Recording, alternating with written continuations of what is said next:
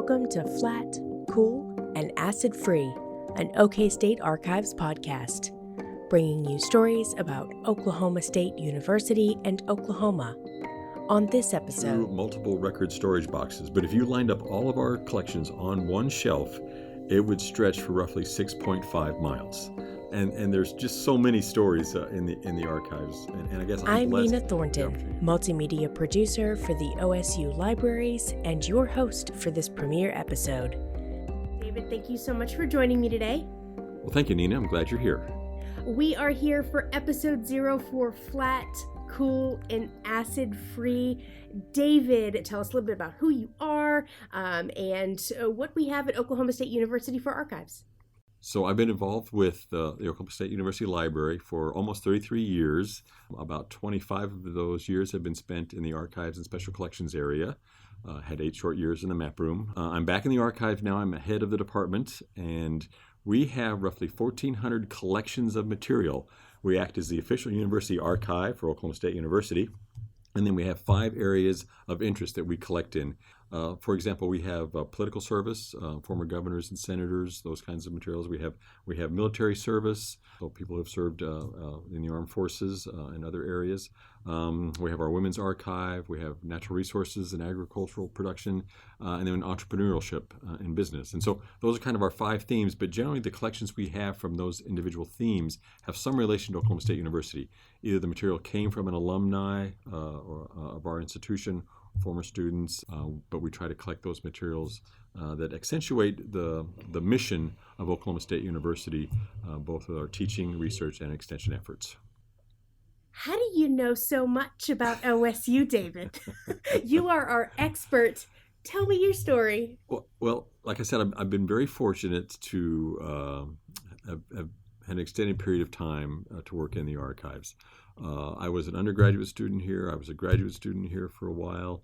And so I've lived in Stillwater and worked at OSU for, with all my various jobs, probably close to 40 years. But my most meaningful time, in my opinion, has been my time in the archive. And so I've really had the opportunity to kind of do a deep dive into a lot of collections. But it's given me an opportunity to do a lot of research for patrons. A lot of it has come from questions we get from individuals looking for answers about things. And so this gives us a chance to search through our materials and see what we have for them. And we've made all kinds of discoveries when we do that.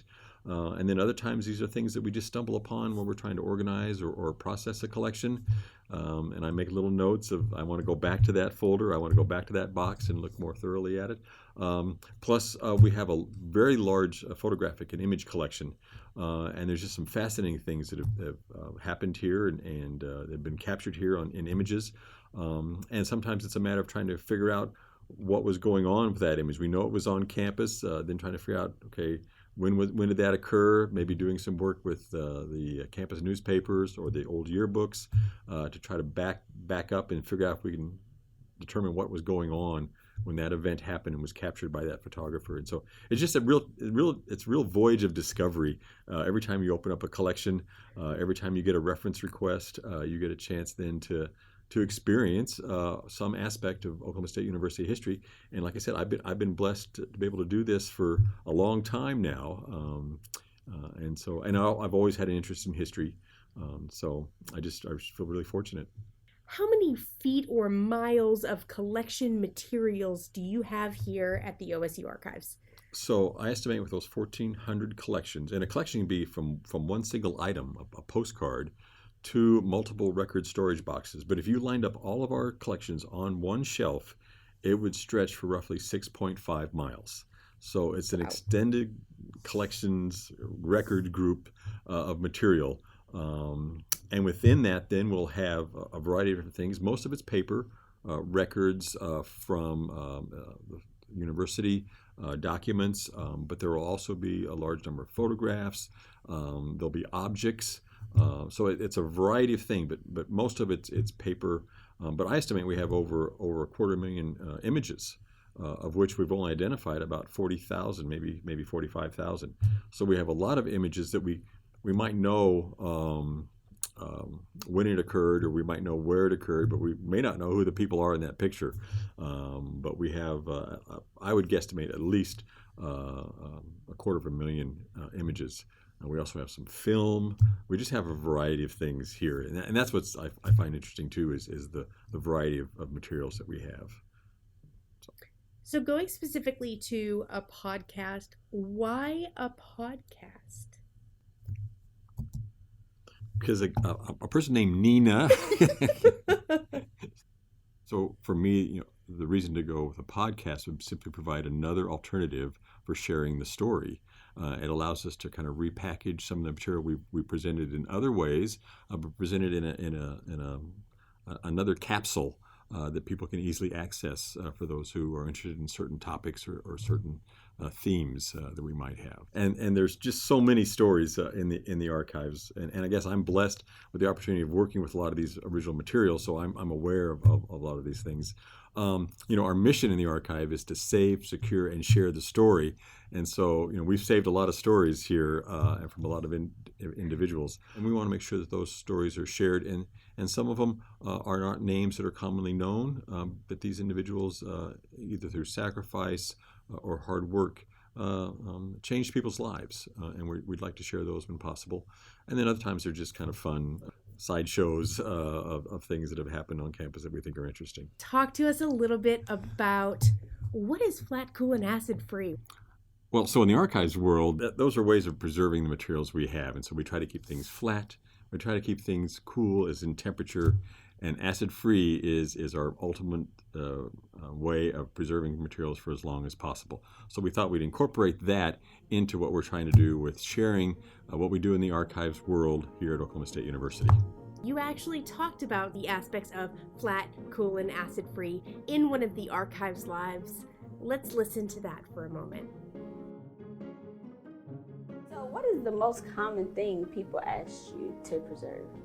Usually it's photographs or documents, but oftentimes it's photographs. Photographs have a lot of memories associated with them, and so we try to provide some guidelines on what to do with the photographs. No matter what the kinds of materials are, though, the most important thing is to keep them in a cool, dry environment. So don't store your valuable family documents in the garage or in the attic or in the basement. Keep them in a cool, dry place, and they'll last much longer that way. I know someone who has a lot of newspaper clippings from their family, and they would like to know, how do you preserve those? So what we do is we'll photocopy those newspaper clippings onto acid-free paper. They don't have to use acid-free paper, but if they would be willing to photocopy those onto a paper format rather than that newspaper. For anyone who has ever worked with a newspaper, if you leave your newspaper out on the driveway, it begins to turn yellow and brown very quickly. That's because those papers have very high acid levels in them. So what you want to do is to try to transfer that information to something that has less acid in it. And so your standard paper that you get from a photocopy machine, or you could get acid-free paper, you want to try to transfer that information to a page like that rather than keep that clipping. We encourage people to separate newspaper clippings out from their other collectibles. If they can, copy that information onto paper. If they can't, another possibility would be to put it in Mylar sleeves. If you want to actually retain that newspaper print, move that over to Mylar, but create some kind of border or boundary between it and your other stuff. Okay, and you mentioned acid-free paper. Where can people find that? There's a number of vendors, providers. We have, I can provide those if they want to contact us, a list of those. We order bulk, large volumes of that. What is the best way to preserve those old photographs? And you mentioned to keep them in a cool, dry place. Mm-hmm. What you want to do with photographs is, if you can, put them in Mylar sleeves. If you can't, just make sure they're stacked together. If you can put groups of them in folders, so maybe put 10 or 15 or 20 in a folder, and then store them so they're fairly tight. You don't want it to be compressed, but you want it to be tight. And so what they do is they act to kind of support each other. Otherwise, sometimes, especially larger images, will have a tendency to begin to roll or curl. And so if you can keep them flat and together in groups, that helps. Sometimes it's good to separate the black and white photos from the color photographs. If you can, remove photographs from like wood frames especially. There are some frames that are set up for preservation. They have special preservation glass, special preservation matting, those kinds of things. But a lot of frames, the mat and the wood actually have acids in them. And so if they're really old, you might check on the possibility of removing it from the frame, keeping it separate, and maybe making a copy of it to display in the frame. You also want to try to keep old photographs out of too much light. And so if you can keep them in a dark place, especially if you keep them in files, they're going to be dark. But even photographs that are displayed in your home, you want to try to put them in low light areas. Light eventually will damage the photographs. And if anyone has left an old photograph out for a while, they eventually just kind of evaporate. The image just loses its contrast. So try to avoid light. Keep them cool and dry. Try to keep them together so they're nice and rigid and firm, and then keep them cool. If somebody was listening to this podcast right now, really loved all of our material that we are presenting and the stories that we tell, where else can we find the materials in the OSU archives, social media? Tell me a little bit about that. So I mentioned State Magazine as a location for telling some of the story. The Archives Live tells part of the story. And then we have the collections here, which also tell part of the story.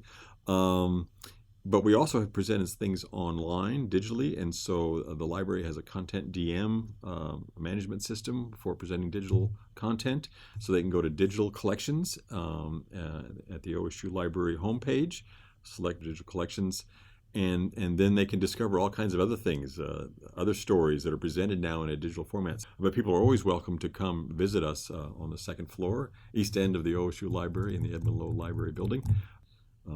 And then another way would be through our Facebook page, and we've had excellent interns working with our materials to present them to our Facebook friends, and that gives it also people a chance to interact with our materials and ask us additional questions, and we always try to follow up with those. Go to library.okstate.edu and look for digital collections, and you can find material that we have here at the archives that David takes care of.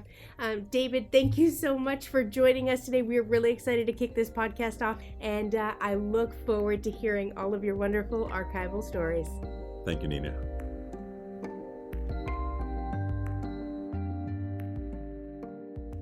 From the folks at Oklahoma State University Libraries and the archives, thanks for listening.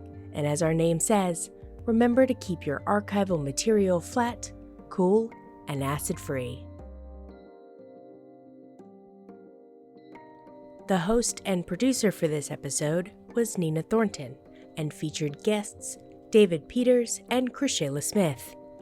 Theme music is It's a Process, composed by Ben Stone and Finley Green, and published by BBC Production Music, PRS.